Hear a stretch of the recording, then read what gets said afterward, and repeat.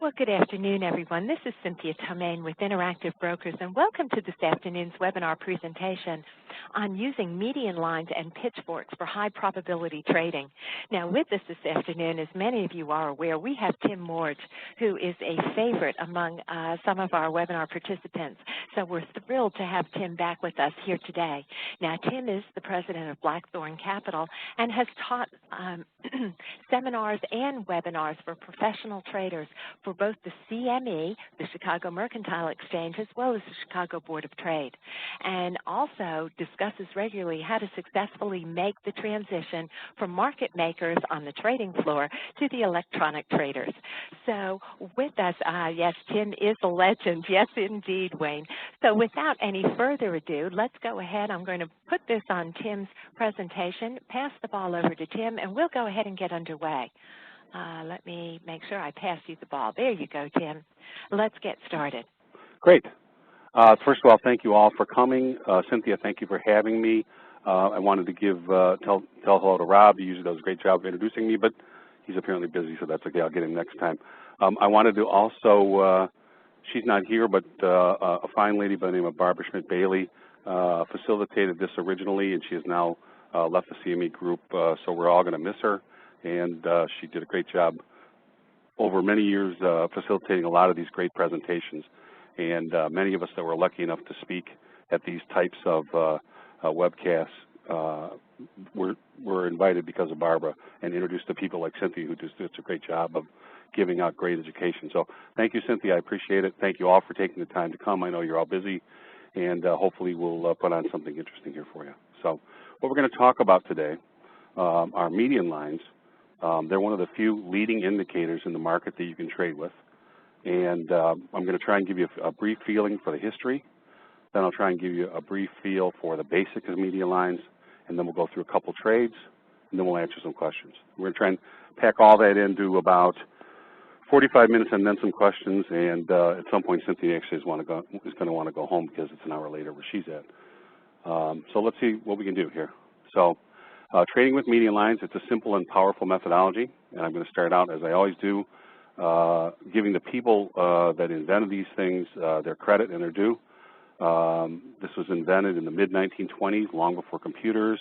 It was invented basically on yellow scratch pads and pencils and a lot of graduate students at MIT. And let's go ahead and take a look at it. It all comes down to the first person who took a look at mathematical methods. At the time, if you can wander back to the early 1900s, there was a lot of mysticism going on, and there wasn't a lot of science going on. This is just about the time that science was being revolutionized by people like Albert Einstein, inventors like Alexander Graham Bell, people like that. And it had started to bleed over into trading, but it really hadn't for the most part. So there were still a lot of people that were looking at very mystical methods, and the quasi-science or quasi-math that was going on at the time really wasn't reliable or repeatable. So the people like Alan Andrews later on, in 4 or 5 years that would come along, there were real scientists that went to places like MIT that took a look at what methods people were holding up as mathematics, would take a look at the methodology and say, well, this isn't mathematics, this is voodoo. It's not repeatable, there's nothing here that if I change the scale, the angle changes, which is meaningless. So, it's smoke and mirrors, if you will. It's Penn and Teller in today's language. So we're going to start with Roger Babson, because Roger Babson is the spawn of all this. And what he did was he had a very small forecasting firm. And what he believed was he was a devout student of Sir Isaac Newton's work. And in particular, Babson's original work depended entirely on Newton's third law of motion. And it's very famous: for every action, there's an equal and opposite reaction. And along with Professor George Swain, also at MIT, he was the engineering department head at MIT, Roger Babson developed the Babson chart, which is what you're seeing in front of you now. And it focused on a basket of commodities. And then he studied the shape or the actual volume of the areas, so these black areas below and above, and then back below, and then above, and then below, and then above. And what he said was, with the action-reaction theory, if you looked at the volume of these areas. And when price closed back above and started to build volume above, this volume should be equal to this volume. This volume should then be equal to this volume. So if you had a long, protracted area of expansion, it wouldn't be as great an expansion, but it would be long and protracted. If you had a deep recession, it would be a deep recession, but it wouldn't be as long, so it would be over quickly. So that was his basis of forecasting. And people would come to him. You know, he only had 3 employees, so it was a very small firm. People would come to him and look for 3 and 4 and 5 year forecasts. And so people that made buggy whips, literally buggy whips, would come to him and say, hey, I'm having a great time these last 3 or 4 years, and I've got 5 employees, and I'm thinking about adding 2 more. Should I expand and add the 2 more, or should I relax? And he would take a look and say, well, we're getting near the end of where the volume marks we should turn. So if I were you, I would think we might have a retracement coming back in. So I think I probably would hold off from expanding. And that was really the basis of his type of forecasting. So along comes somebody in the mid-1920s by the name of Alan Andrews, fresh out of MIT. He goes to graduate school. His father owns a place called Frank Andrews and Son. Alan is the son. And Alan graduates from MIT. His father wants him to become a trader or go at least into the stock brokerage business. And Alan has absolutely no interest because it is non-mathematic, it's non-scientific, it's non-verifiable. But what he does like is a seminar that we have today would be a Friday night dinner at somebody's house. It'd be a social affair. And then you'd invite somebody like W. DeGan, Roger Babson, R.N. Elliott, somebody like that, and you try and outdo each other because in the 20s, everybody was into stocks. And so he would go on the Friday nights because he was a bachelor, and there was free food, and there were nice-looking young ladies walking around, and he'd have his free drinks and have his food and walk around, and he'd listen to the whoever the speaker was that night, and generally he'd get 2 or 3 sentences out of the gentleman, or, well, unfortunately there weren't many ladies back there doing technical analysis, but or going to these parties as speakers. But whoever was speaking, he'd listen to them for 2 or 3 sentences, and then he'd go, oh, this is the same old hooey. It's not anything I can verify. I'm not interested. That's why I hate the stock market. That's why I hate trading. That's why I hate all this research. Never mind, I'm just going to go eat some more food. One day, much to his surprise, he walks by a gentleman, and the man's talking about baskets of commodities, average prices, a moving average. He's talking about calculating the volume, which is calculus, above and below a moving average, and he's dumbfounded. He says, you know, that sounds like mathematics. It sounds like physics. It sounds like thermodynamics. It sounds like the stuff I do in my lab. It can't be. So he gets another drink, and he comes back, and he listens to him some more. And basically, he listens to his entire presentation that night, and he decides he's going to spend some time talking to the guy. So he goes and talks to Roger Babson, and they have a 15 or 20-minute conversation. He asks if he can come over and see him the next day. So Babson says, sure, of course. So he goes over and sees Babson the next day at Babson's office, and it becomes a long-term friendship and relationship. And the first thing he asks Babson is, you know, it sounds to me like you're working with mathematical concepts, moving averages, volumes, areas above and below moving averages, center moving averages, all kinds of interesting things. You know, I can do research on all those things, and I actually happen to be a professor of thermodynamics over at MIT, which is where you went to school. Would you mind if I did some research on this? And if so, I need to ask some questions. Babson was completely open. And so for the next 4 years, Andrews did a lot of research with the help of Dr. Anderson, who was the head of mathematics then at MIT. And they got some graduate students, and they did a lot of research on Babson's work. And then, I'd say in the late 1920s, they called Roger Babson and asked him to come to MIT for a presentation. And they got him over there for lunch, and they took him into the room where they had the poor graduate students in their yellow legal pads working. And basically, what they said was, well, we've got good news and bad news. Which would you like to hear first? And, you know, like most of us, he said, well, tell me the bad news. And they said, well, the bad news is your forecasting method is basically noise. It doesn't mean anything. And, you know, he was crestfallen, obviously. And he said, oh, well, then what would be the good news? And they said, well, the good news is we took a look, and what we figured is that if you take a look at the major peaks in price and look at alternating pivots, they're much better indicators.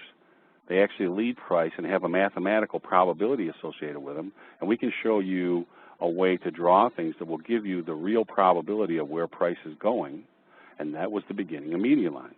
And I own this paperwork, all this research that they did, and all the papers that they presented to Babson, and all the work they did afterwards. And it's fascinating. Babson, rather than fight it, Babson actually took a look. He had an open mind, which he showed his entire life. He ran for president at one time, for example. He was not afraid to try new things.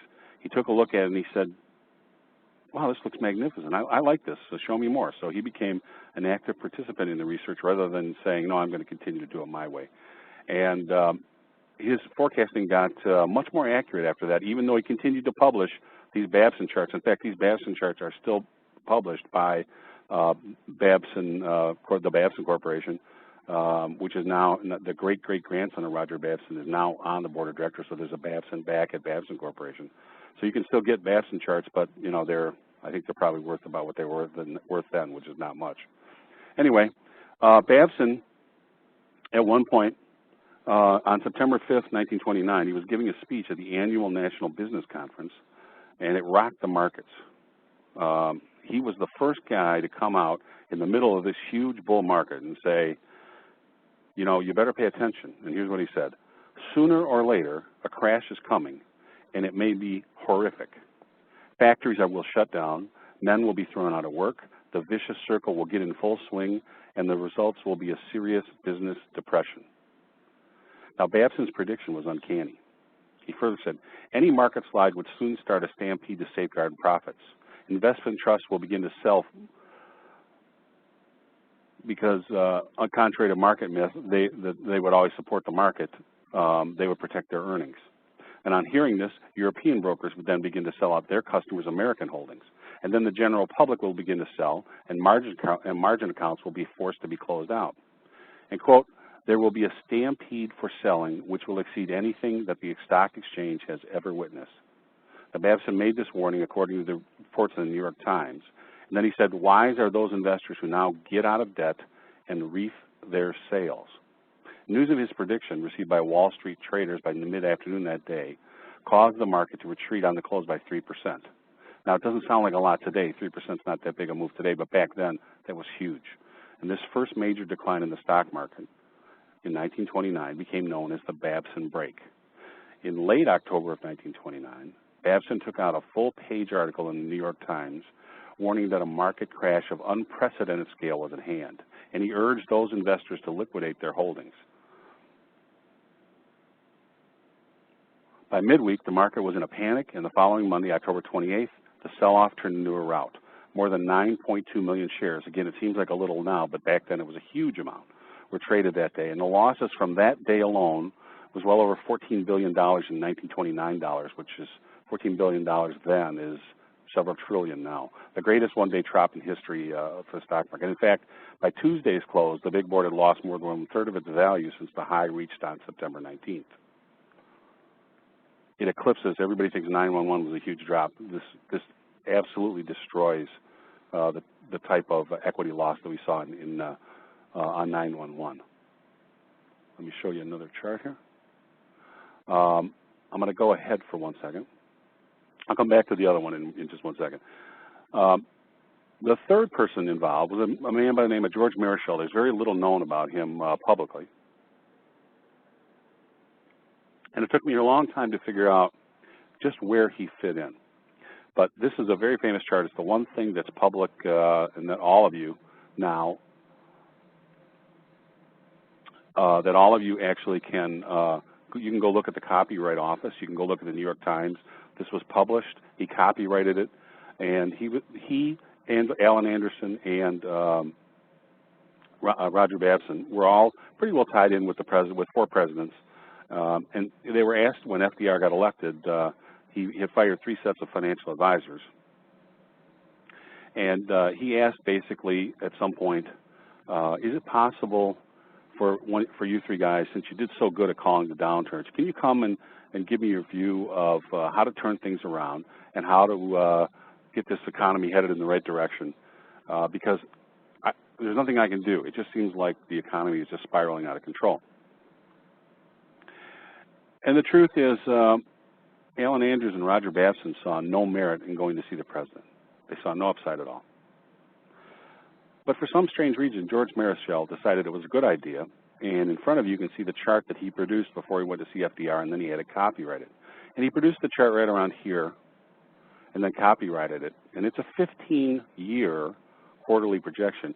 I mean, pardon my French, but to have the balls to make a 15-year projection is just incredible. Then to copyright it, I don't know why you would copyright it, but then even more incredibly, I put the actual Dow Jones down here underneath, and you can see how he captured the major pivots magnificently for 15 years running.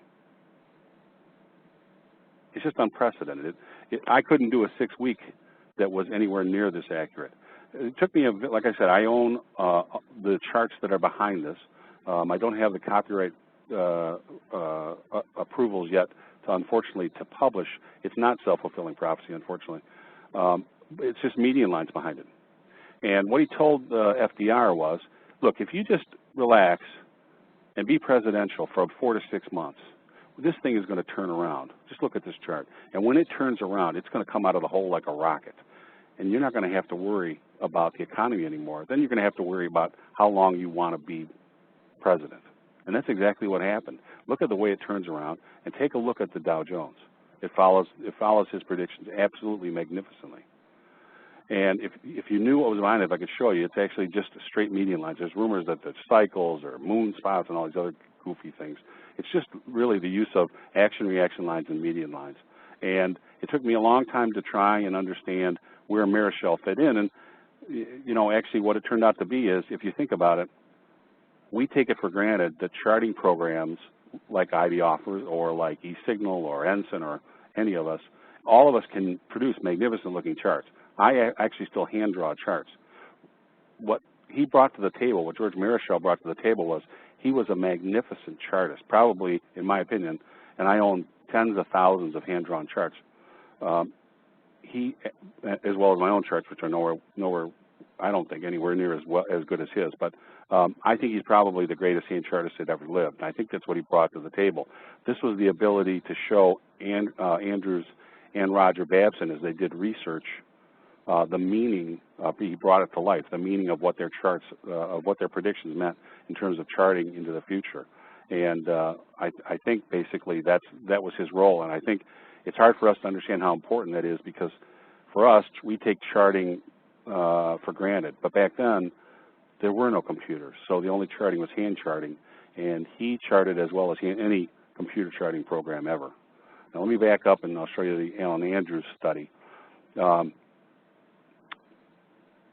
going to fast forward a number of years to 1965. Alan Andrews, after they all made money, Alan Andrews managed money for Joseph Kennedy during the crash. She made over $450 million in 1929 in 18 months for Joseph P. Kennedy, which in today's dollars is about 12 or 13 billion dollars.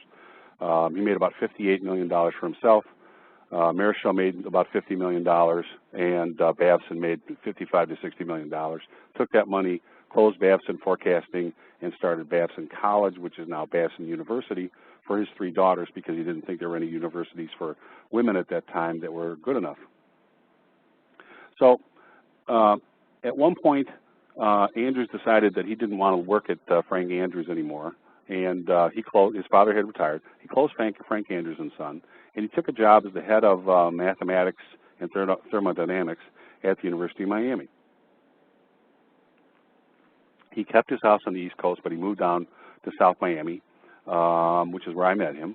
And in 1965, he ran a small ad in the Miami Herald, which you can see right down here.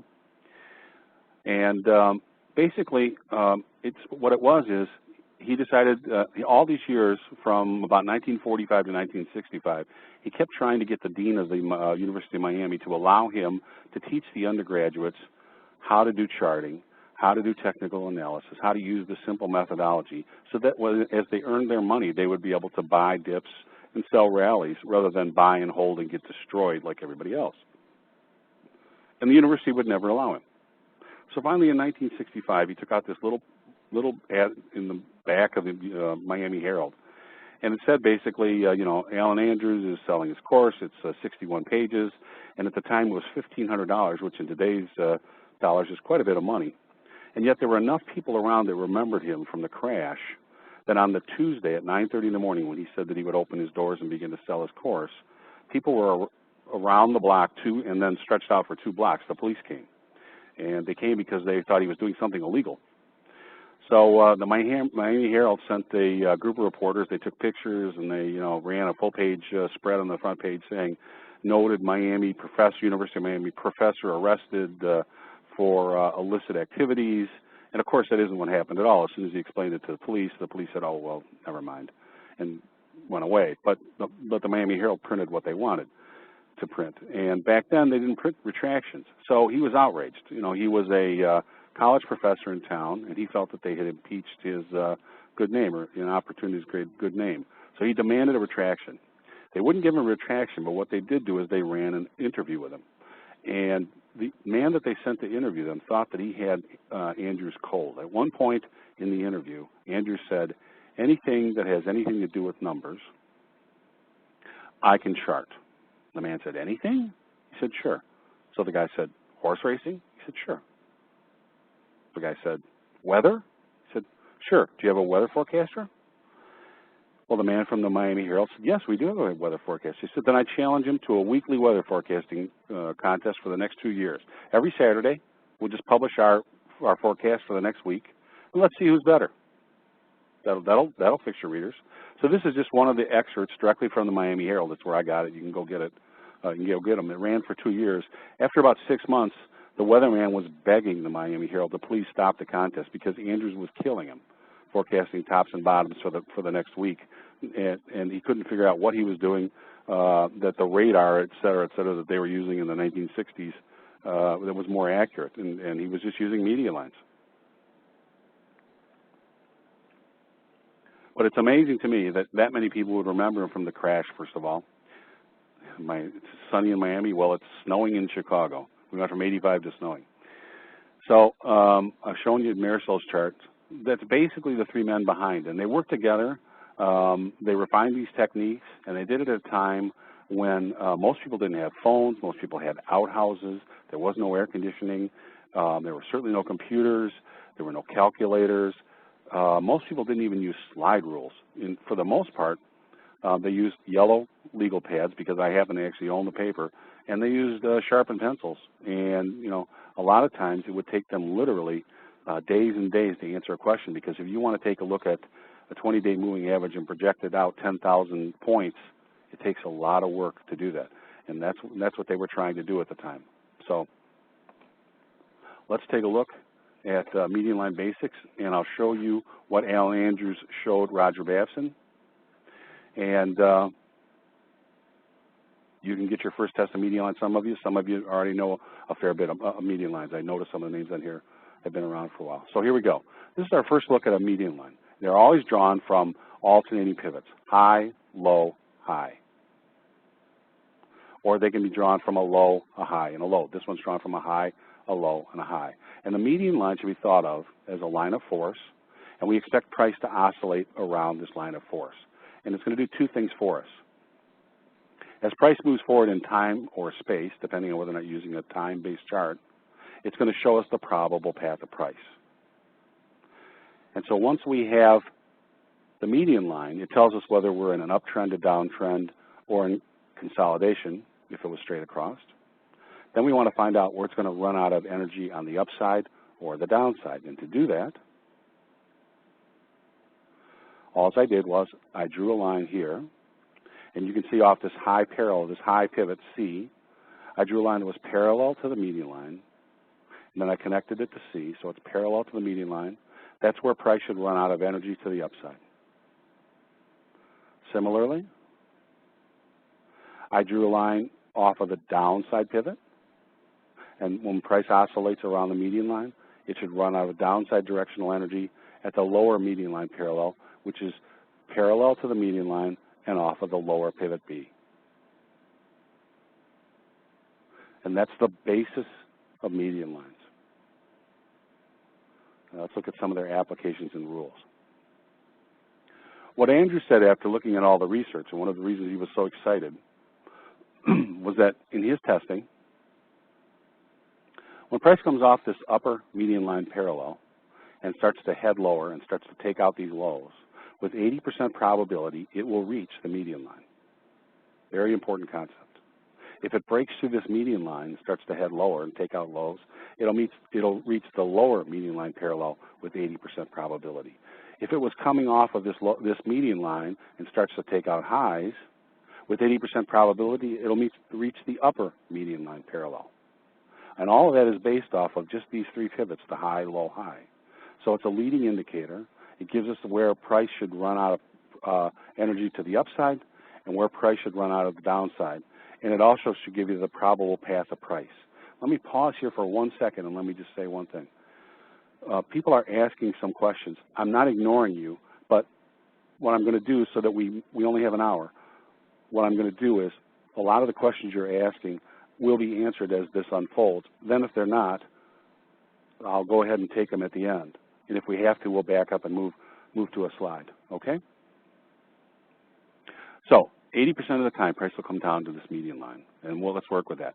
Now, I've verified this statistically over every commodity traded in every time frame you can think of and non-time-based chart that you can think of now that computers and computer technology and computing time is so cheap. I started in the early 80s to computerize it and test it and do statistics. Recently, a man by the name of Greg Fisher, who also was on my forum, did his doctoral thesis on this, and of course, he was at a major U.S. university, and they thought he was crazy and didn't think he would be able to show anything. He was able to actually verify not only the statistics that I showed and Andrew showed, but he was also able to show some of the statistics that I quote on the high probability entries that I use, like test and retest and zooms that you're going to see some of them in some of these trades.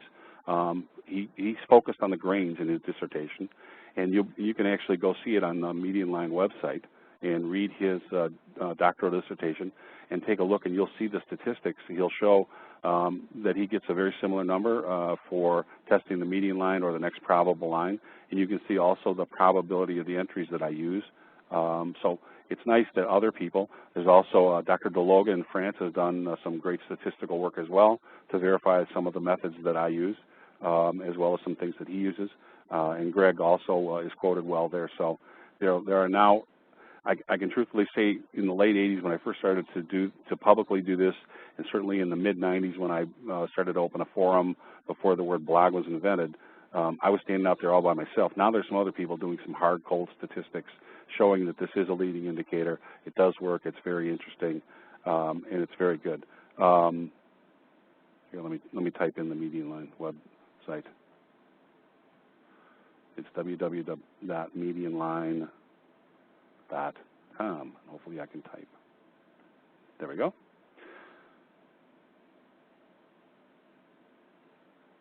Now, once price comes to the next probable line, and in this case it's the downsloping median line, Andrew says with 80% probability it'll reach this line. When it reaches it, it'll do one of three things.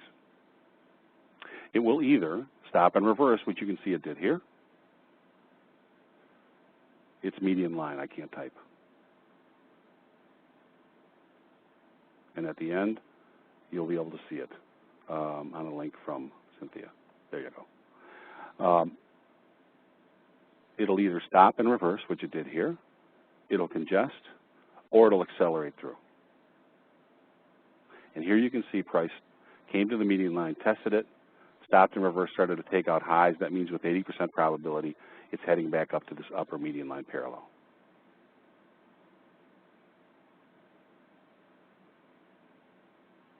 Here you can see price accelerated or gapped through the median line.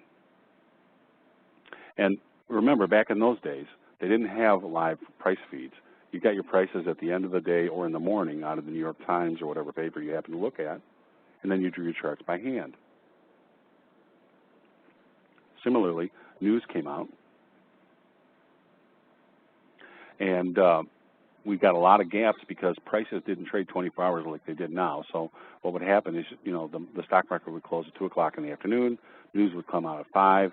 At 9 o'clock in the morning, you'd read your newspaper, drink your coffee. The market would be just about ready to open. And you'd say, wow, look at those earnings from, well, Intel wasn't around. Look at those earnings from American Railroad. And you'd gap prices lower.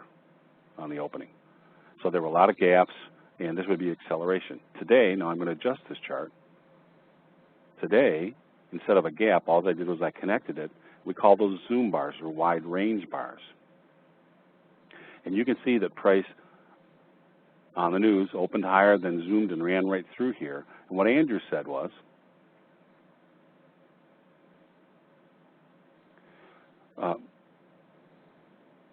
again, all of this will be, if you have questions, just be patient. All your questions are going to be answered either at the end or as this unfolds. So let's pay attention here. In the median line, we have a wide range zoom bar. What Andrew said, this is going to be important in a few moments for an entry, is if for some reason you didn't have your stop in, or you didn't have a stop or reverse in either one, price will come back 80% of the time and retest the line that it just zoomed. And here you can see price came back and retest the median line. And take a look. We're going to call that a zoom and then a retest. And we're going to use that as an important entry later on.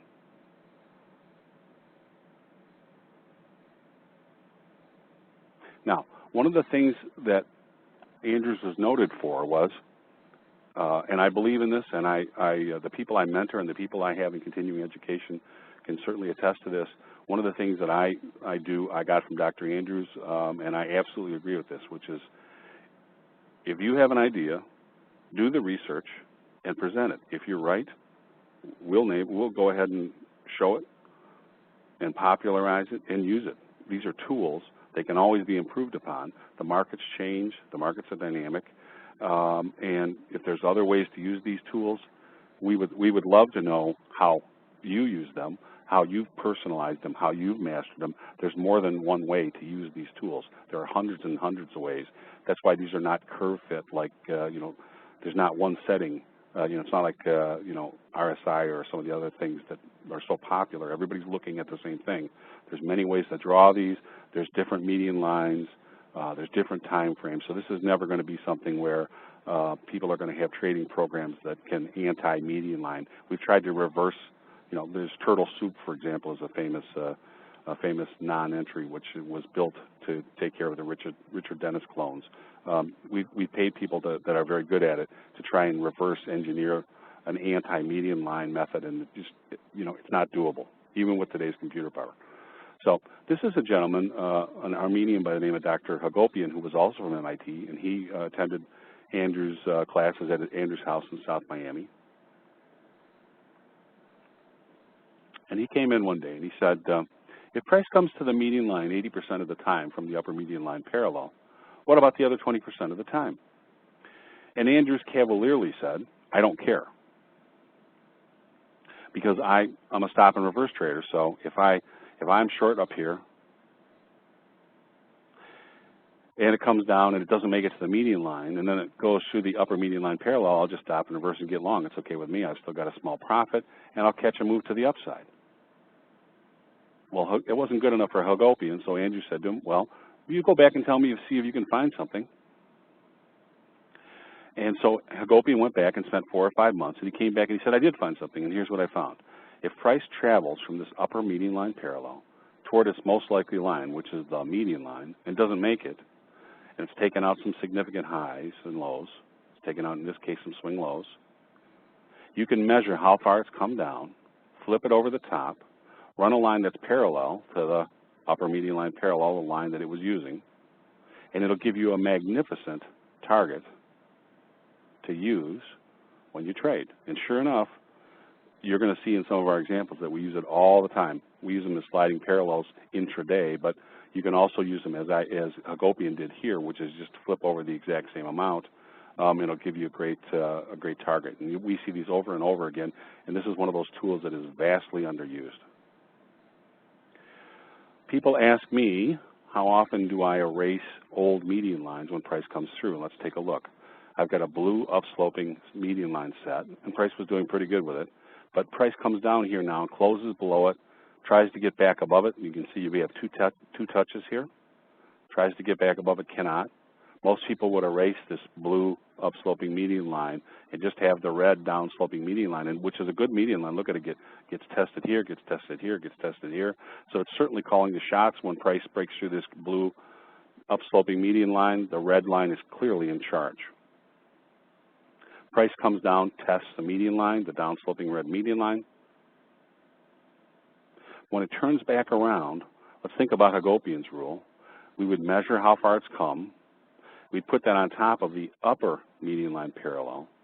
You would expect that this is likely to come out of the hole and rocket up to about this area. You'd certainly be, at minimum, be looking to sell the upper median line parallel, but with Hagopian's rule, you'd probably be looking to sell up in here. But what did you run into? You ran into what was support and is now resistance, the upsloping blue lower median line parallel. If you had taken that off of your chart, you would never have seen it coming, and you would never have seen the test and then retest to get short. So sometimes it's important to have that last, at least that last, if not last couple, big median lines that we're calling the tune, because they do come back into play. This is one of my own inventions, and we've done a lot of statistics on this in the past 5 years, I'm showing it more and more. For a long time I kept it to myself as we did statistics because I wanted to make sure it was real. And what it is there's two words, confluence and energy point. Confluence can be two median lines, or a median line and a lower median line, or upper median line parallel. It can also be any one of the median lines, and then it can be a Fibonacci sequence number, or it can be a trend line, anything like that, where they run into each other. Energy points have to be lines of opposing force. One has to be downsloping, one has to be upsloping. Now, they have two interesting characteristics. And I always, when I see them on my chart, I always just draw a big circle around them. I call them Dumbo lines. I just draw a big circle around them and say, look, if price gets in this bomb site, I want to pay attention. I want to know. Why? Because they tend to act as price attractors. Price tends to get drawn into these energy points. And it's not that price is going to change in trend here, but when they get drawn down into these energy point areas, price will either, they very seldom congest, they either stop and reverse, or they accelerate through, and you do have a chance to enter. So when price gets into these bomb site areas, if I don't have a position, I want to pay attention. If I do have a position, I want to snug up my risk or maybe even take my profits. So I circle them and I want to know they're there. And one last thing.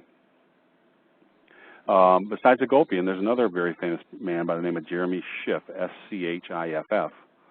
And he was a bottom picker, if you will. He, even though he was a trader on the New York Mercantile Exchange, he liked to trade stocks and he liked to buy bargains. And what he wanted to know is, if a stock was in a vertical fall and it lost 80 or 85% of its value, how do I know when it's time to pick a bottom in the stock and go long? And the problem he had was, if you draw a traditional median line, because of you've gone from normal volatility or regular sized bars to these wide range long bars, the median line is very steep and very skewed, and price drifts out of it very fast. In fact, if you drew a normal median line, you'd already be through it in this area right here.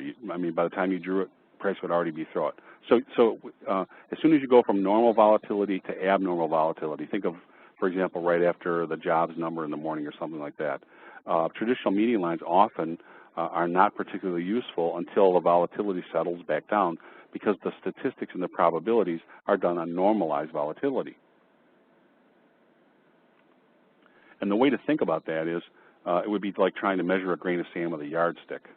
You need to use something that's, a tool that's fit to the same volatility. And if you change volatilities, you have to change the scale on the tool that you're using. So what we do for a Schiff median line, Schiff asked Andrews the question, and what Andrews said is, well, go back and do the research and come back and tell us. So he did. He came back about 6 months later, and he said, I think I get it. What I think you need to do is you take the A point, and you move it halfway down between the A and the B point, and he would put his A point here. Andrews took a look at his research, and he said, I got an even better idea. Move it halfway down and halfway over, and now you're in business. Now you've got a change slope in the value in the line, but it has the same mathematical predictability when you had this vertical type movement, and it'll still give you, it'll describe price for you and give you where price should run out of energy on the upside and the downside when price has made these vertical type moves. So when you see these vertical type moves, put in a traditional median line and then make it a shift median line by moving it down a half and over a half. This is particularly good in vertical moves, and it's also, we don't know why, we've been doing a lot of research for the past 3 years, and I can't answer the question, but I will tell you right now, if you trade foreign exchange futures, cash FX or FX futures on the CME, either one, shift median lines are just wonderful. So if you trade either one of those, pay attention to shift median lines, learn how to use the tool. They're very, very good. They describe action quite well. So let me go to the next slide and see where we are. So now we're going to actually look at some trades. We're going to look at CME FX futures.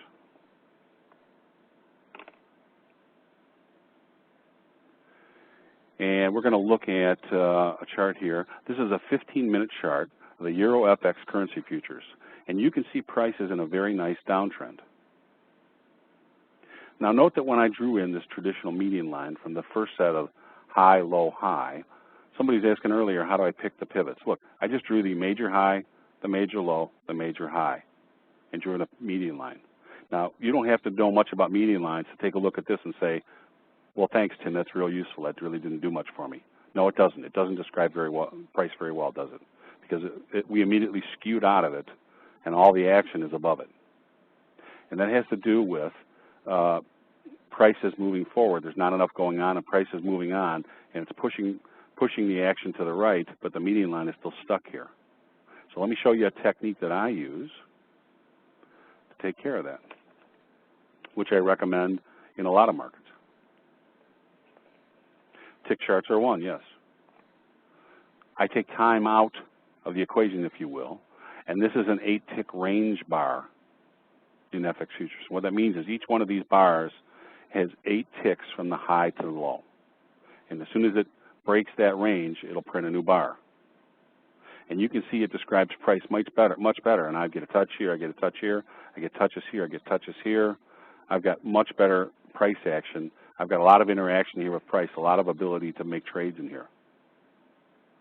So by taking time out of the equation, and by the way, this is the same high, low, and high as the previous one. The only difference is I've taken time out of the equation. Now I'm looking at space, if you will. Ensign, E-Signal, NeoTicker, in some instances, TradeStation. Almost everybody does some non-time-based charts. They don't do all of them other than NeoTicker and Ensign. NeoTicker and Ensign do everything. So let me show you this side by side, and maybe you'll get a better feel. Here's a time-based chart. Here's a non-time-based chart. And you can see, at least in this application, range bars do a much better job describing price action over the same period of time as 15-minute bars. Yet the same amount of action has gone on, okay?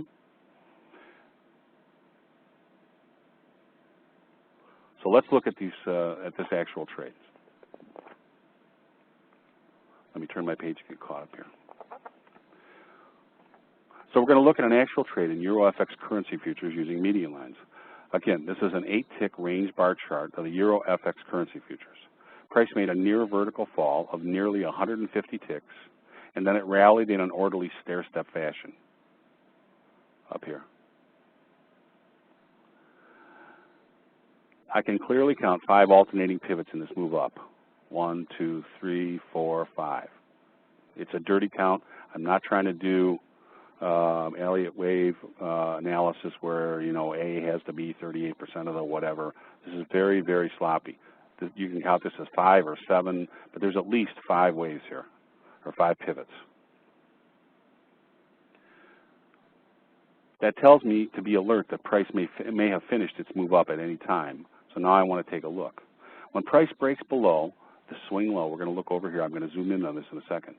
When price breaks below a swing low and then closes below triple bottoms, I draw in a red downsloping traditional median line, which is what you see here. High, low, high. But remember, somebody asked before, how do I pick the pivots? This is just off the major high, the major low, the major high. Nothing special here. I like the price tested here and worked. I like how price climbed up here. I mean, I do take a look at these things after I draw them to see if it even describes price in any way, shape, or sense. Note that the rally did not make it to the prior high at A. C is lower than A. It makes me feel even better that this is downsloping. I don't know if a top is in, but if it is in, I'm trying to project the probable path of price if a downtrend is underway. If price makes a new high, I'll simply erase this red line, okay? Now I'm going to draw in a second line. Looking at the same price action, I add a green downsloping median line that is much narrower in scope because the red median line may act as a good big picture set of lines, but it's probably too large in scope to be entirely useful in intraday trading. Price just may not interact with this larger median line enough for intraday trading. Now I've got a new one off of this major high, the major low, the major high.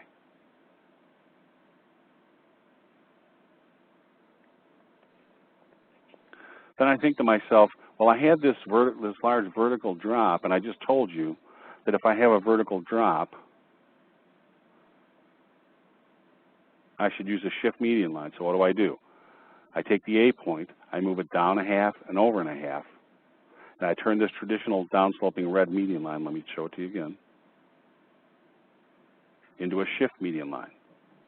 And it shows me long-term the oscillation of where price should go.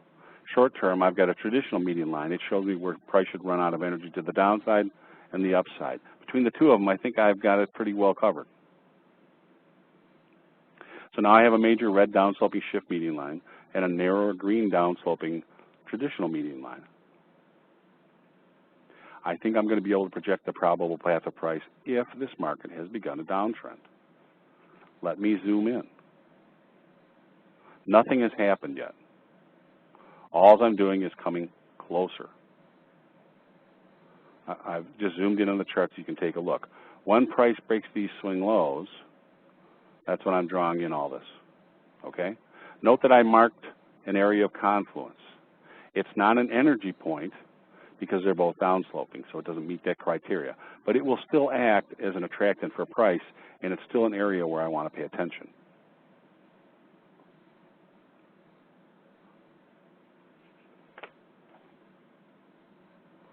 Let's see what we get. Price comes down, tests the downsloping median line, green median line, turns on a dime. So with 80% probability coming off the upper median line parallel, it should make the median line. It certainly made the median line. What did it do? It can do one of three things. It can reverse, it can accelerate, or it can just. It turned on a dime, started to head higher, makes a high, comes down, takes out the swing high, so it's making higher highs and higher lows. So now it's stair-stepping higher. So I know this green line at least has some validity. It's been tested once now. I don't have a trade idea yet. Don't get concerned. You haven't missed anything if that's what you're thinking. Now price stair-steps this way and comes right back up. And I get the first test of the downsloping upper median line parallel. And look, price tests it, but then closes on its low with what we call nice separation. This is the first use of the term separation. Separation is a concept that I coined after teaching people at the CME and the CBOT and seeing them take some trades that I would not take. And after doing some research, I realized it was because I was paying attention to the actual action, price action during the bar as it closed, and I wasn't teaching that. So we did some research, and then we started to teach in the seminars, and we found that this, along with teaching more about context of what the market is doing with swing highs and swing lows, makes a huge difference in your trading. And people that are taking mentoring with me, it's one of the things that we just pound day after day is context and separation on these tests and retests and these trade entries. And it makes a huge difference in passing on trades that don't have good context or don't have good separation. It will keep you out of a lot of trouble. So this green median line has been tested twice now. Down here, price held, and I love the way it held up here and closed on its lows. excuse me. I think price is in a downtrend, and now I have an idea for a trade. Let me diagram it out for you.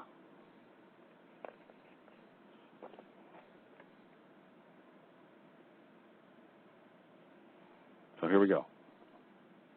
Because price tested the green downsloping upper median line parallel and closed with great downside separation, it closed down here, I want to sell a retest of this downsloping median line, upper median line. This is the area where price should run out of upside directional energy, and here are my orders for this potential trade. I'm going to enter a limit sell order where price will intersect with the upper median line parallel, and that comes in at 144.36. If price lets me, I'll be selling a retest of this line.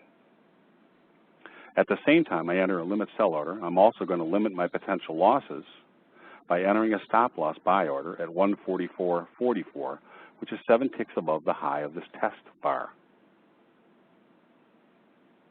Also note that it's above the prior swing high over here, and it's above here.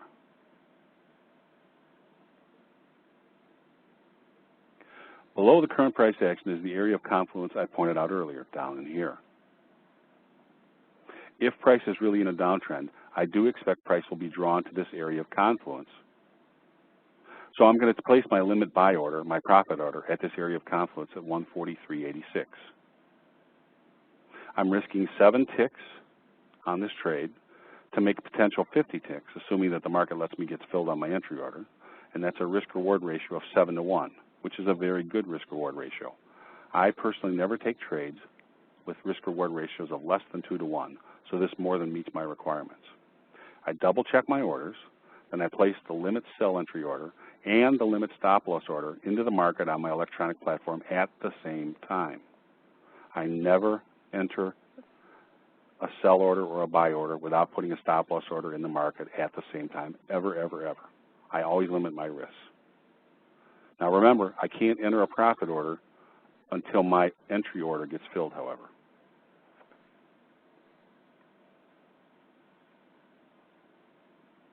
Price trades a little lower, and you can see all I'm doing is I'm running my cursor down this down-sloping upper median line parallel, and you can see I actually had to move my order down by 1 tick.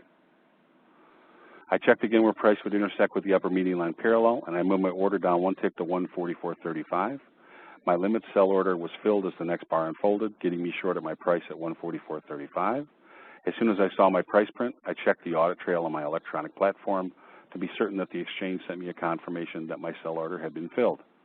Then I double-checked that my initial stop loss order at 144.44 was in the market. I entered my limit buy order at 143.86, right at the area of confluence I circled earlier, and I made this limit buy order contingent with my stop loss order. That means that if one of these two orders gets filled, the other automatically gets canceled. These type of orders are called OCO, or one cancels the other. If your platform does not allow you to use those types of orders, you'll just have to do it manually.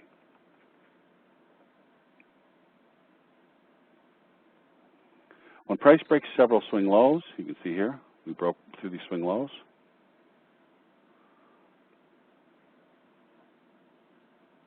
Back up one, I'm sorry. Nope, I guess not. Getting down to 144.15. I have more than 20 ticks in this trade, and although I don't have a market formation to hide this new stop behind, for example, a prior swing high or double tops, I have a vertical movement. I can't let this trade turn into a loss. I've got too much profit into it. So I cancel my initial stop loss order at 144.44 up in this area. And now I go to break even. So now I'm working a break even stop order. And the most I can lose on this is brokerage, which for me in the currencies is about $5.50 a contract. You can have my brokerage, but you can't have anything more.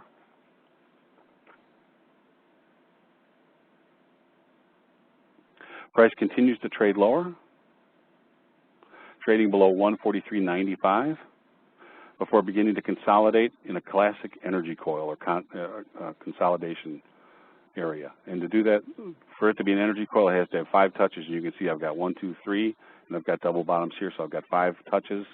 That's an energy coil to me. When price forms a third top at 144.10, I cancel my break-even stop order up here.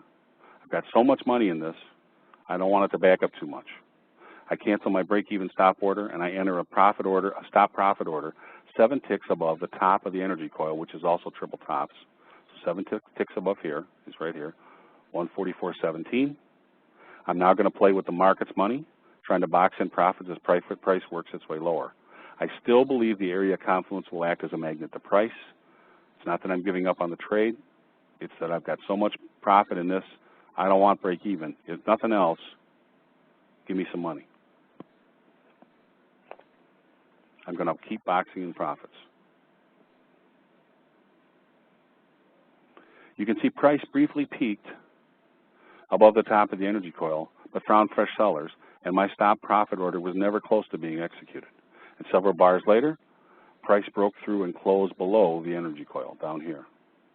If I hadn't moved my break-even stop earlier, I would have to move it now, but I've already moved it. So there's nothing for me to do. My order's where it should be.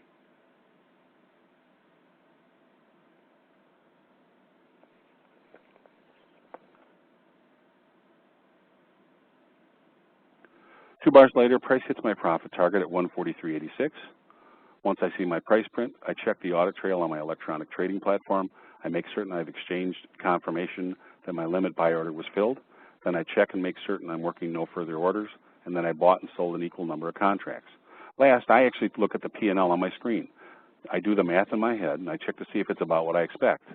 If there's a mistake, I want to catch it now, not in the morning when the email shows up with my, my report of trading from yesterday, because it's too late to do anything about it then. The area of confluence acted as an attractor down in here, pulling price right to it. I see areas of confluence and energy points do this over and over in all markets, all time frames, whether they're time-based or space-based. They're very powerful areas to recognize and use in your trading. I netted 49 ticks in this trade, which is $612.50 per contract. Although price may continue to head lower, areas of confluence and energy points can be places where changes in trend occur, so I prefer to take my money off the table and watch until I can see how price reacts in this area. I can always find another trade area. If I'm flat, I double check that I'm flat. I pull all orders. And you can see the area of confluence does indeed act as a magnet, and then a change in trend occurs right at the test of the red downsloping shift median line. 5 bars later, price breaks and closes above a prior swing high. I'm happy to be on the sidelines with some profits in my pocket. Now I can watch patiently until I have a good idea where price is headed. Right now, I'm still mildly bearish, but before I'd even think about getting short again, I need to see a strong sign of weakness to signal that this is a retracement in a downtrending market and not a major change in trend. Take a look what happens. We start to take out highs. Now we're making higher highs and higher lows. Price comes up, and we get, again, a gorgeous test of this downsloping green upper median line parallel. But again, it tests it, and it closes on its low, just as it did over here. I like to say beat on the line until it beats you, so I'm not afraid to get short again at this upper median line parallel, because once again, it's shown me a sign of weakness. I would not have blindly ended in order to get short at this line because it's fulfilled its downside requirements down here by testing the green downsloping median line and then immediately climbing higher. But the current test bar and its close in particular gives me all the confidence I need. And here's what I've got in mind.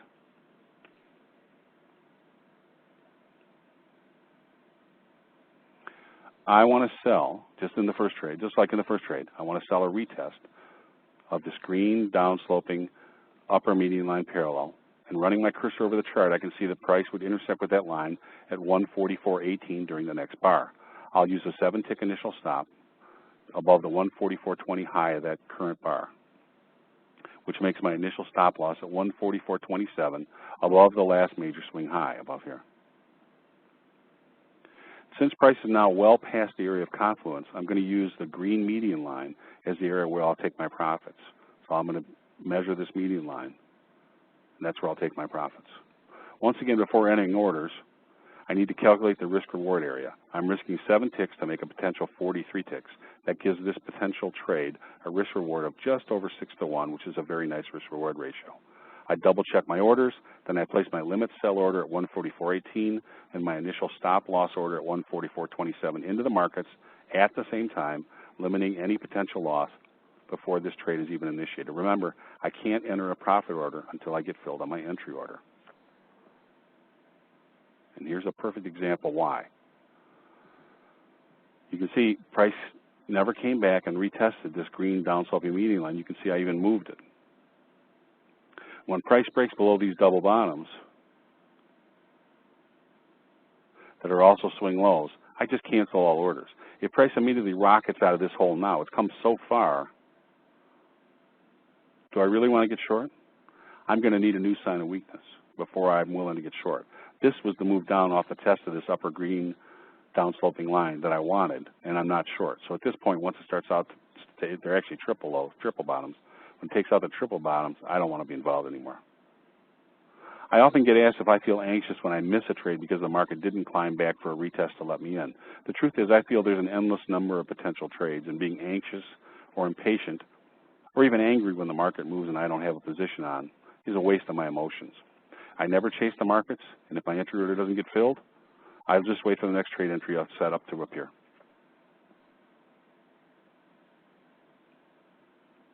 Now here's something real neat. You're not going to see this in anybody else's work. After breaking the double bottom swing lows, price rallies to test and peak above this green downsloping upper median line parallel. But look close. Although price briefly broke above the upper median line parallel, it closed well below the line once again for the third time. It tested this line and closed below, tested this line and closed below. Now it peaked above it, but it still closed on its lows. This is the third time price has tested this upper median line parallel, and all three times the test bars closed with great downside separation, which are signs of weakness. This line is doing exactly what median line theory says it should. It's telling me where price is going to run out of upside directional energy. Now here's a little twist for you that we use in our proprietary trading room all the time to squeeze some extra profits out of the test and retests when prices peaked above the line. If you look at this chart carefully, you'll see I marked the low price made in the area of confluence earlier. Take a look right down here. This is called undershoot. Notice that price didn't quite make it to the green median line. And if you look at the current test bar, it went past the green downsloping upper median line. And that's called overshoot. And it's about the same distance. When I see price undershoot and overshoot by very similar distances, I draw in a new set of lines, sliding parallels off the low of the undershoot and then off the high of the overshoot. I just flip it over, same amount. This new line carries the same slope and therefore the same frequency as the original median line and its parallel lines. Price has shifted by a small amount while retaining the same frequency, so it's quite easy to project the probable path of price since we're still working with lines that have been tested and held quite well a number of times. These sliding parallels are now in effect the lines in charge. And let me show you how I'm going to use them to initiate a trade and squeeze out a little more profit if I get in. I want to sell a retest instead of the green downsloping upper median line parallel of this red sliding parallel. And that's at 144.16. I'll put my initial stop loss order 7 ticks above the 144.17 spike high at 144.24. My profit target will be a test of the lower sliding parallel at 143.73, right down here. Let's work out the risk-reward ratio. I'm risking 8 ticks to make 43 ticks. That's a very nice risk-reward ratio of over 7 to 1. Now note that you could have put your sell order at the upper median line parallel and put your initial stop up here, right here, instead of at the sliding parallel, and put your stop at the same place, 7 ticks above the spike high. But you'd be risking an additional 4 or 5 ticks, and the size of the initial stop loss might make you not take this trade, even though the risk-reward ratio would still be quite high, 4 or 5 to 1. After watching and researching the risk-reward ratio, after watching and researching the thousands of these spike formations, it's become obvious to me that I was seeing a shift in price along the same frequency and that using these sliding parallels was the better entry method. I double check my orders, then I place my limit sell entry order at 143.16 right here, and my initial stop loss order at 144.24. And as we saw earlier, I can't put my profit order in until I get filled. Sometimes the market doesn't let you in. Let's see if we get in. During the next bar, price climbs back higher, testing the same spike high, and in the process, getting me short at 144.16. Note that price left double tops at 144.17. I really like that. And price again closed with great lower separation well below the upper median line parallel. In fact, it closed on its lows. I really like that. Signs of weakness. Once I see my entry price print, I check the audit trail on my electronic platform to be certain I have a confirmation from the exchange that my limit sell order was filled. Then I check to make certain my initial stop loss order is in the market and working. Now I can enter my limit buy order at 143.73, and I make a contingent or OCO with my initial stop loss order, so that if either order is filled, the other will automatically be canceled.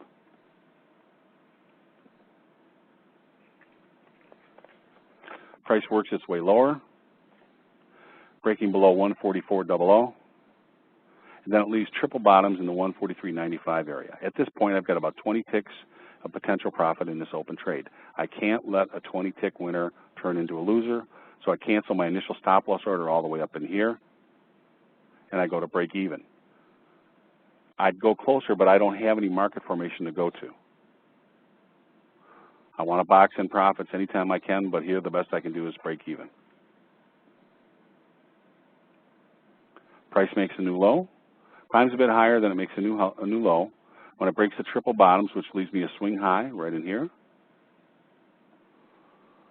I cancel my break-even order, and I put a stop profit order 7 ticks above the 144.07 swing high at 144.14. I'm now playing with the market's money, and I'll just keep boxing in profits as price works its way lower. Note that I also recalculated down here where price would run into the sliding parallel. It was at 143.73, now it's at 143.70, so it's 3 extra profit ticks if it gets hit. I'm working with down-sloping lines, and I'm short, and that means that as price moves to the right, I'll just keep moving my profit order lower to match where price will intersect with the sliding parallel. I need to get paid more the longer I'm in any trade because my capital is at risk for a longer period of time. Several bars go by.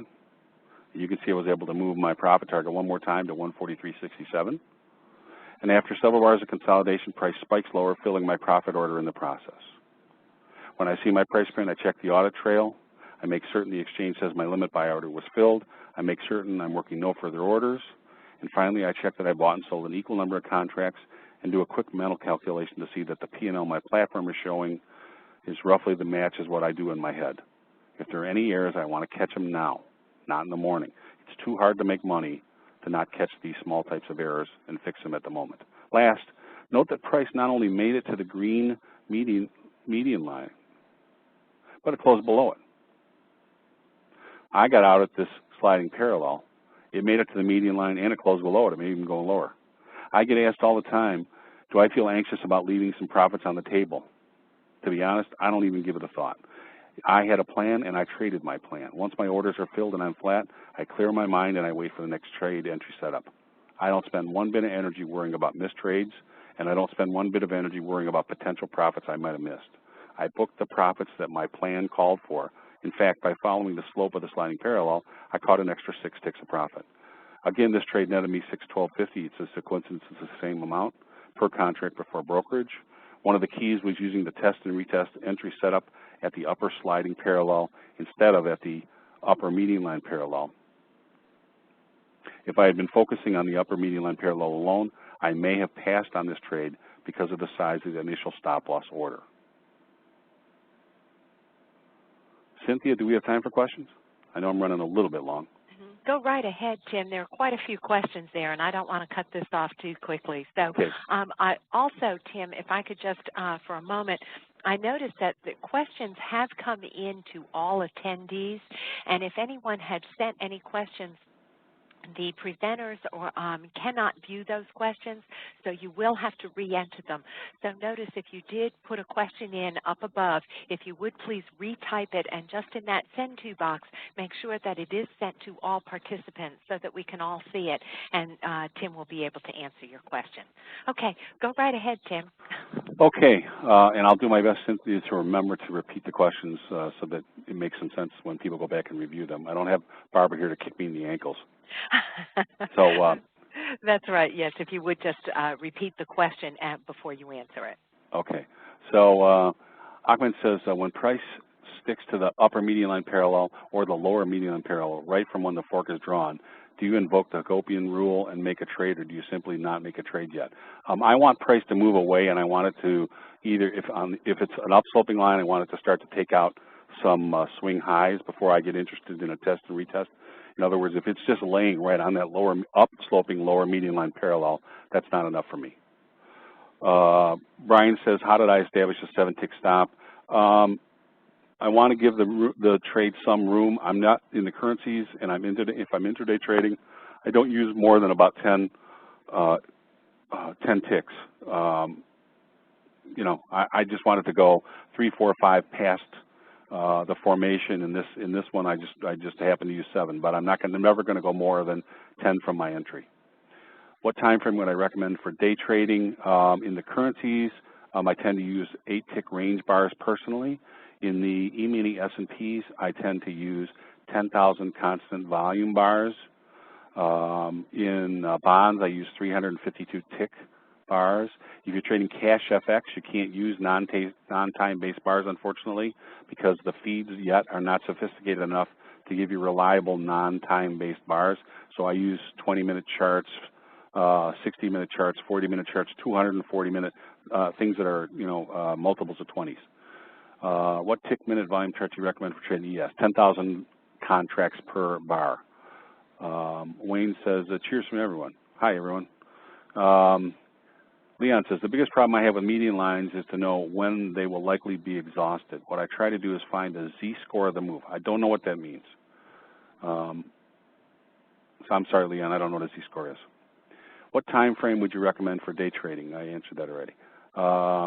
William says, can you explain the difference between a sliding parallel and warning lines? Yes, warning lines are predetermined. They're equidistant from the median line to the upper or lower median line, and they're projected out another degree. So the first warning line is equidistant from the median line to the upper median line parallel. The first warning line above it is the same distance out there, and Andrews would draw 4 above and 4 below. Sliding parallels have the same slope as the median line, but they're drawn off a pivot. John Martola says, on the slide that showed the interplay of the old and new fork, would you review the overshoot, undershoot, and show where you would place the sliding parallel? I'm going to come back to that one, John, because I'm going to have to, let me just see if I can do some more. Russell 2000, here's what I'm going to tell you about the Russell 2000.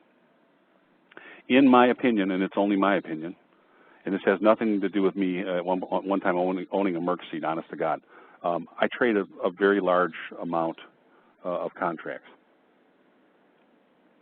And at one point, I used to trade a lot of Russell. In 1999, 2000, 2001, 2002, when we had 200, 250-day, 250-point moves in the NASDAQs, I used to trade a lot of Russell, and I used to trade a lot of NASDAQs.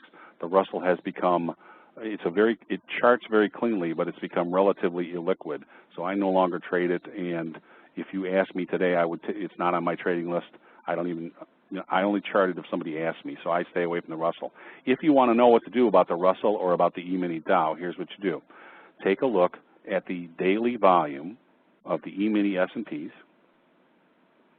Take a look at, for example, the Russell. Take a look at the daily volume.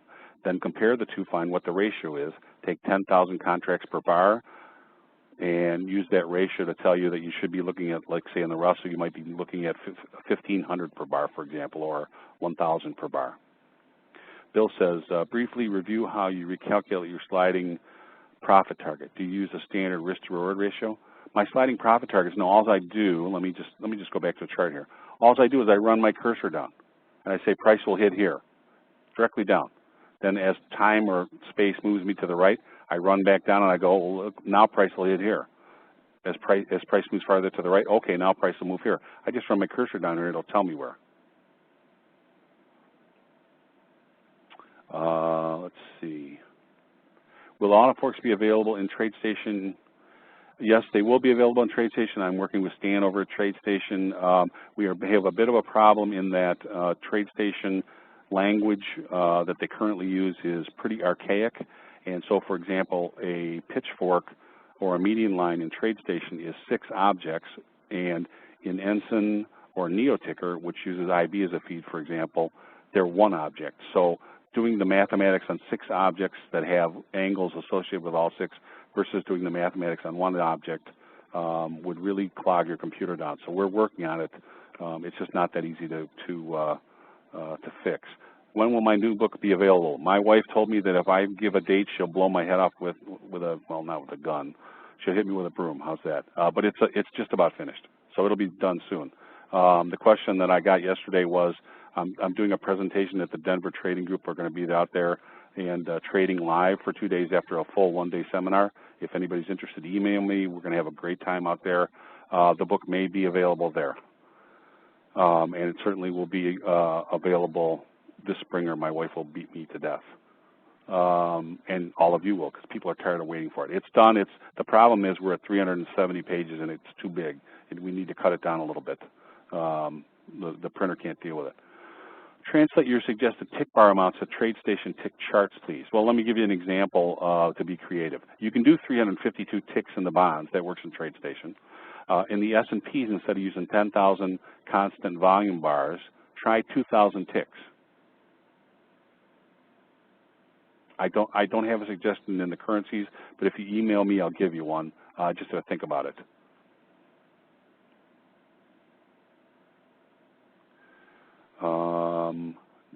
Let's see. Okay, and some people are asking questions privately. That's okay with me. Somebody says, what's the relationship between median lines and action-reaction lines and toward the median line? Okay, so let me just explain. Action-reaction lines are like the superset of lines. Underneath them, median lines are a subset of action-reaction lines. They're a kind of action-reaction lines, as are channels, as are linear regression slope lines. All those things have their spawn in what are called action-reaction lines. The difference is median lines have a mathematical probability from when you first draw them because they're drawn off of pivots. Action-reaction lines are drawn off a center line that goes through pivots, and then you get your action line off of a prior pivot and project the distance forward, and you can project a number of them, but they don't have to be equidistant. But a lot of people can't see them. Andrew's quit teaching them because doing hand charting, it's very difficult for a lot of people to see it. We're going to be teaching them in advanced seminars, and I'm teaching them to some people in mentoring classes how to use action-reaction lines, because with current charting programs, it's a lot easier to teach and to see than it is with hand charting. Do I trade any ag markets? Oh, I make a fortune off the ag markets. Well, there are times when I lose a fortune as well, but I trade everything and anything. For example, I have a huge ag position on right now. Yes, the same. This is Mark. He says good practice with that for playback. I would suggest to all of you, if you have any type of software that allows you to go and do replays and practice, look, this is just like anything else. The more you put into it, the better off you're going to get. And that's, you're trading, when you trade, you're trading against, I like to think of myself as a professional and one of the best professionals in the world. You're trading against me, so you better practice, because I practice. I do playbacks. I sat in front of my computer 2 hours before this seminar and worked on replays. And that's what I do, not with all my private time, because I've got a 7-year-old and a 9-year-old, but I spend time working.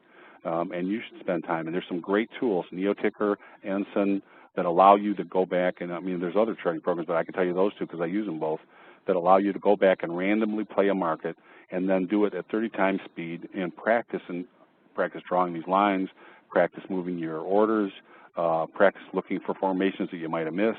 I go over the day's trading. You should be doing all those things. If you're not, maybe you're not serious about trading. You need to be serious. Randall says, would you regard the intersection of a horizontal line with an Andrews pitchfork as an energy coil or confluence? I would, yeah. Well, so a trend line along with the Andrews Pitchfork as that would be confluence, not an energy coil, not an energy point. But yes, it's confluence, and then I would look at it. I would expect price to get dragged to it, absolutely. What about price movement? Michael says against the trend, that is from upper median line in an uptrend toward the median line. What are the issues? Well, Michael, I'm going to have to guess what you're asking me. This has been a biggie. I don't sell against upsloping lines. I don't buy against downsloping lines. And if that's what you're asking me, the reason why is you get about a 10 or 12% edge if you trade with the slope of the lines. On top of that, if you sell against downsloping lines, excuse me, if you sell against upsloping lines, if you think about it, the resistance moves up. So you're going to get what we call collared. So I sell against downsloping lines and I buy against upsloping lines. I hope that answers your question, but I'm not sure. Jim says, how do we find out about mentoring programs? Email me and here. Well, let me go to this. Let me just put it on the screen. There we go. I don't have to type it in. Teamorg at sbcglobal.net. How often do I recalculate my median line? You know, every bar or so, I'll just run my cursor and say, you know, if it's one tick away, I'm not going to do anything. But if it gets to be 2 or 3 ticks away, I'm going to try and capture it. So I mean, especially if you have an electronic platform, it's so easy to cancel and reverse an order. Not cancel and reverse, cancel and replace an order. So just run your cursor real quick and say, well, it's moved 3 ticks. Okay, let me change my order by 3 ticks. So, you know, every time a bar, if they're real wide bars, and you're in a very heavily downsloped, you're short in a heavily downsloping median line, you might have to do it every bar, but generally every 3 or 4 bars. Do I only sell in downsloping pitchforks? Yes, I only sell in downsloping pitchforks and buy in upsloping pitchforks. That's correct. However, don't forget, if you've made what looks to be a major low and it starts to turn back up, you can always draw in a new pitchfork and say, what if this turns out to be the bottom? Now what's the probable path look like, and what would I need to become excuse me, what do I need to see to become a buyer? So play that what if in your mind, okay? Will I be in Vegas at the Money Show? I will not be at the Money Show. I'm sorry, Mike. I will be in Vegas in November at the Traders Expo. In fact, I'll be a featured speaker. I'll also be at the LA Traders Expo well, it's actually Ontario, Colorado, or Ontario, California. That's I want to say the 18th, 19th, and 20th of June. But I'm not going to be at the Money Show. I'm going to be at the Traders Expo.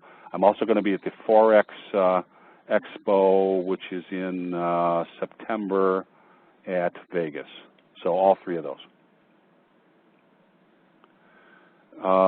Do I use a DOM? Do you mean do I use the DOM? Do I use best bids and offers? Is that what you mean, Dina? Yes, I do. But let me just explain to everybody, if you don't know the answer to this, the exchanges have what are called facilitation to trade algorithms, which means they want 1 lot traders to have an equal chance to buy compared to 2,200 lot traders. 2,200 lot traders have figured out that if they need to buy 2,200, they'll probably put a bid in for 4,844, and then they have a little algorithm written that says that when I get to 21.95 to cancel the rest of my orders. So a lot of times it'll show that there's 44.85 on the bid when there's really only 21.95, and that's why sometimes you go, wait a second, how did 6,500 trade? I only saw like 2,000 trade, because a lot of it's fluff. So you have to be a little careful about that. Where can you get info on the Denver event? Email me. There's going to be a web page up shortly, but if you email me, I'll send it all to you. It's going to be very cool because I'm going to speak for actually a whole day, literally 9 to 5. The day before, there's going to be this type of 45-minute presentation, free hors d'oeuvres, et cetera. And then Sunday, I'm going to speak all day, 9 to 5, plus take questions, which means I'll probably be speaking until 9 o'clock at night. I'm going to try and get some sleep. And then on Monday and Tuesday, I'm flying in 2 professional traders that trade very, very large multi-million-dollar accounts for themselves alongside me in the prop room in Chicago. And you get to watch them trade their prop accounts. I'm going to trade my account. It's going to be up on the screen. We're going to trade 5 or 6 markets.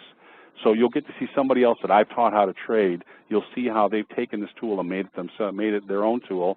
They each have a slightly different trading methodology or twist on my methodology, if you will, than each other, as well as from my own. So it'll be fascinating to see two guys that make a living trade live using my methodology, and you'll see that they're slightly different than I am. One of them is much more active than I am.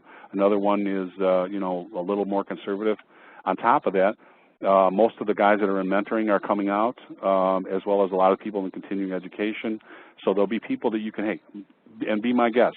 You can take them aside and say, is this guy full of hooey or is this stuff work? I guarantee you, you have my endorsement to go ahead and ask them. If they tell you it's full of hooey, they'll tell you. Believe me, they'll tell you the truth. How many pitchforks are on your intraday chart at 4 p.m.?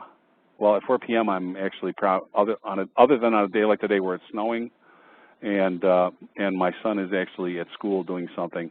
I'm either out trying to play catch with them or riding bikes, unless the weather's bad. So I have no idea. But if you ask me at the end of the day, on my long-term charts, I'll probably have 3 or 4 median lines. On my intraday charts, what I try to do is actually blank my charts out and start out fresh in the morning. I don't try and carry them over. John asks, is my shift median line measuring points not the same as midpoint through midpoint? It's the way to think about it is you go down 1/2 in space from A to B and over 1/2 from A to the BC point. So down 1/2 and over 1/2. Taz says, is an energy point stronger than a confluence point? Well, yes, it does. It is slightly stronger because it does have lines of opposing force. So if I had to rank them, I would rank it as more important. Michael Kennedy, what resources do you suggest for the beginner trader that give a good foundation in this? At the minimum, I would go to these webinars, and Cynthia's given a couple. The Merck has a couple that you can go view free. Just go register, look up my name, just Google. Actually, maybe if you Google, you'll find them. I'm not sure, but you can certainly look on their search function on their website. There's 3 or 4 that you can look at from the past. There's the median line is up there, as well as market geometrics right in front of you. And I would give you a third one, which is, I'm going to try and type correctly here right now, market geometry.com. Let me just read it. Marketgeometry.com, yes. Some of the information there is the same as on the median line, the free information. But on top of that, there's a free forum there, and there's a lot of people, including 5 other people that studied with Andrews, that are in the free forum. So you get another type of input, or another group of input from people that study directly from Andrews, and it's all free, completely spam-free. How are gaps accounted for with Forex? Well, we can get into it deeper at another time, where you can email me and I'll show you, or you can look at the website. There are gap median lines. Andrew says that gaps can be counted as highs and or lows, or you can connect them and ignore them as wide range bars. What platform will I be using for trading in Denver? The prop room uses NeoTicker with auto forks on top of it and then draws, and that's what we'll be using.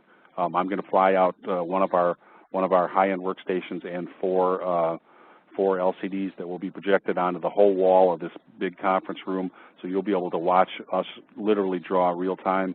And then on top of that, while they draw, you'll get to hear me say, that's not a draw, that's not a good line, or whatever. So thank you very much, Dee. I appreciate it. Do I look at trader floor pivots? Barry, I don't. I've done a lot of research on them, and if they ever had any validity, I don't think they have much validity any longer. It's mostly noise. Thanks, Leon. How do support and resistance lines figure into this? My support and resistance lines, other than tests of prior tops and bottoms, which I do pay attention to, and I'll also take a look at, most of you are going to call it Fibonacci retracements or expansions. They were actually invented by Euclid in 365 BC. I call them geometric expansions just to give credit to the right people, but I don't have anything against Fibonacci, but they're a lot older than that. The reason I look at them is because so much of the market looks at those levels: 0.382, 1/2, 1.68, 618, 618, 1.27. I want to know where those are because they're major signs in the market, if you will. So I'll take a look at those things as support and resistance, but it's mainly because I know other people have their orders resting there. Most important, though, I want to know market formations. Where's the major swing high? Where's the major swing low? What is it going to take for me to go from being bearish to being bullish? What is it going to take for this market to confirm that it's now in an uptrend? Those are things that I want to know. If I missed one of your questions, ask it again now here before Cynthia says that she's had enough and she's got to go home and have dinner. Okay, and almost everybody stuck around. I really appreciate it, guys. And actually, Tim, thank you very much. What I would like to do is I'm putting it into the chat panel right now, the hyperlink to today's presentation, so that if everyone or if anyone does want access to it, it is on our website.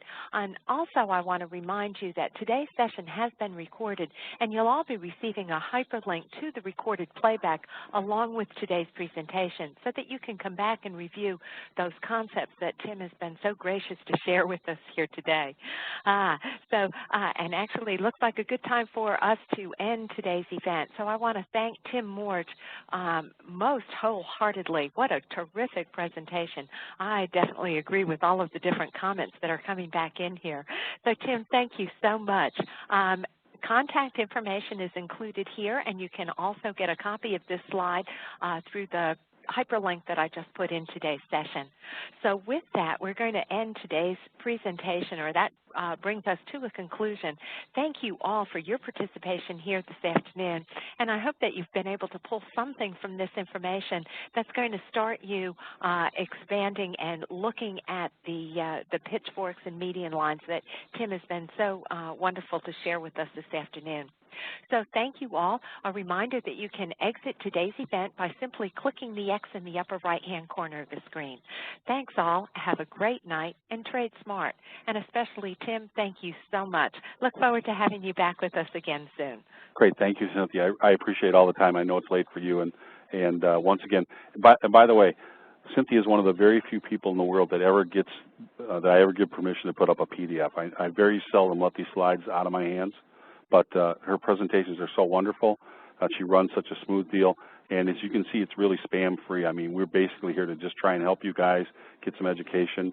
So I'm all for her having the PDF. And if you want it, go grab it and study it. Well, thank you so much, Tim. And also, I do want to also extend thanks to the Chicago Merc for sponsoring today's presentation. Thanks all. Have a great evening.